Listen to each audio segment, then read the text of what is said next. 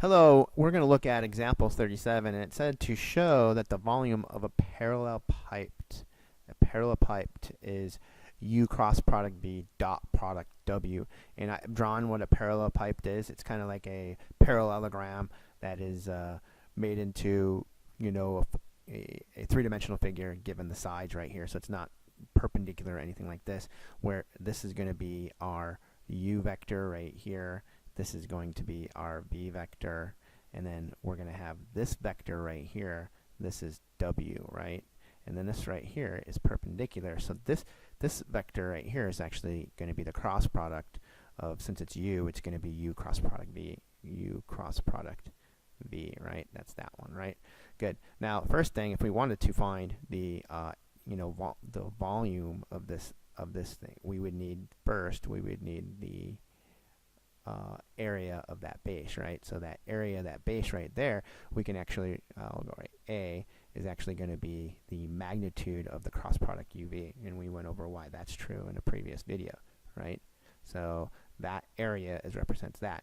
Now what we need to do is be able to find out the height, right? The height of, or we can draw it right here.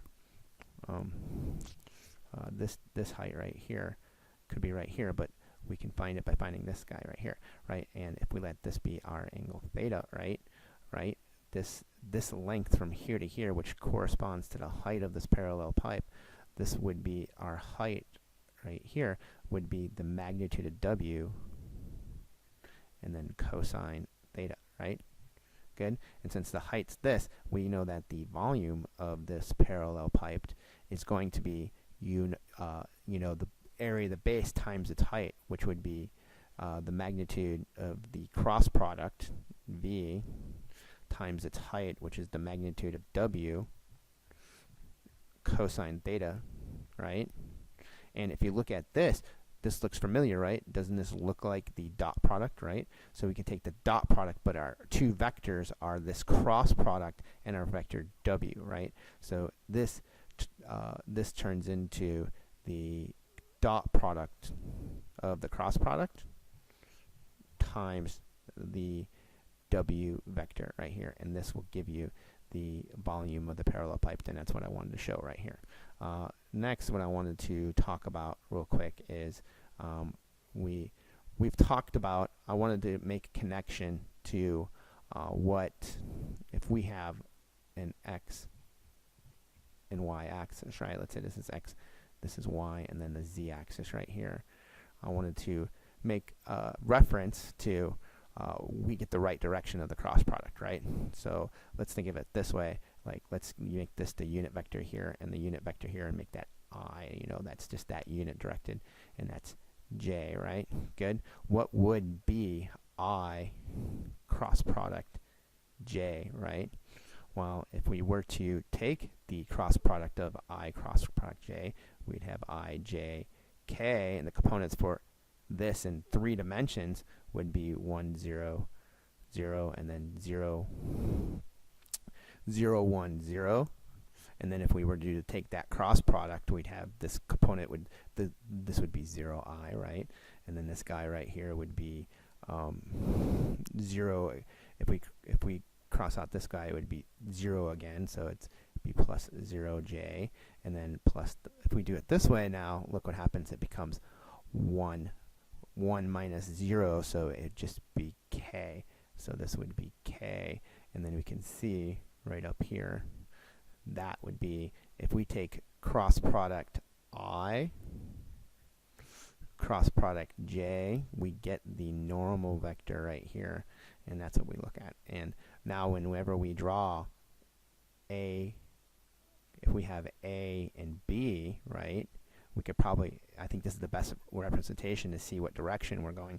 This A swings over here when A is to below it right here, and then the A cross product B would be going this way. So this is be A cross product B, and then this guy would be going in the opposite direction, right? And that would be either, you can either write this vector right here would be, this vector right here would be either written negative A cross product B, or you can write it as B cross product A. And there you you go. So just give a little intuition about how to make sure you got the direction of the cross product, because when we did the dot product, you know, the order didn't matter. A dot product B is the same as B dot product A, but that is not the case with cross product. Cross product order does matter. So now just wanted to recap on some of the things we've done through this section that we've shown, and there's been quite a few, and it's just a summary of the algebraic properties of the vector cross product. So we're talking about the cross product, not the dot product, right? We've shown that, you know, U cross product V is the same as negative V cross product U, right? Distributive property does work out, right? Now this one, it says if you take the cross product and take the dot product to U, that means that this cross product is orthogonal to U, and that goes back to the dot product. Since the dot product is 0, we know they're perpendicular. Remember, orthogonal is another word for perpendicular, right? So, and the same thing would happen if you take the cross product of UV and dot product with V, then that's orthogonal or perpendicular to V, right? We also showed that if you take the cross product and it's equal to 0, then if the cross product is 0, then that implies that U and V are collinear, and vice versa, right? Good. And then if you take the cross product of the same vector, you're going to end up with 0. It's just going to be 0, right? And then also we can use the scalar multiple of a vector and then cross product, and then we can take out that scalar multiple.